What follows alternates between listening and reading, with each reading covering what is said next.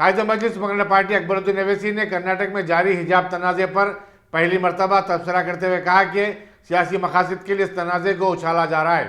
Darussalam में मजलिस की 64वीं तासीस के मौके पर मुनक़िदा एक बड़े जलसे आम से खिताब करते हुए ओवैसी ने कहा कि दस्तूर में शहरियों को अपनी पसंद का लिबास ज़ेबतन करने और अपनी पसंद की चीज़ें खाने का अखलाकी और दस्तूरी इख्तियार हासिल है। अकबर ओवैसी ने कहा कि चीफ मिनिस्टर उत्तर प्रदेश योगी आदित्यनाथ गिरवे रंग का लिबास ज़ेबतन करते हैं, तो फिर उन्होंने सवाल किया कि मुस्लिम तालिबात को हिजाब या बुर्का पहनने की इजाज़त क्यों नहीं दी जाती।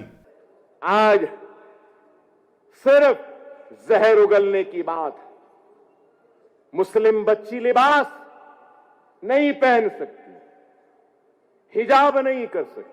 खैर, मैं हिजाब पे बात नहीं करूंगा, पहले इस पर बात करूंगा। क्या हिंदुस्तान की लड़की को, औरत को अपने पसंद का लिबास पहनने का हक नहीं है? यहां पर भी लड़कियां हैं, हमारी इज्जतदार बहनें खड़ी हैं, पुलिस में हैं, वो जो चाहे पहन सकती, जो चाहे पहन सकती, उनका इख्तियार। क्योंकि हमारा दस्तूर इस बात की इजाजत देता है कि हम किसी भी खुदा को मान सकते हैं, कुछ भी खा सकते हैं, कुछ भी पहन सकते हैं। है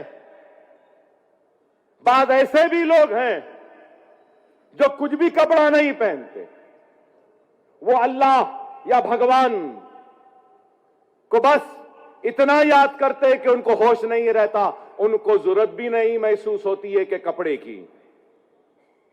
अरे हर एक को हक है, जिस तरीके से योगी आदित्यनाथ को भी अपने पसंद का लिबास पहनकर चीफ मिनिस्टर की कुर्सी पे बैठने का हक है, उसी तरीके से हिंदुस्तान की औरत को भी बुर्का पहनने का हक है।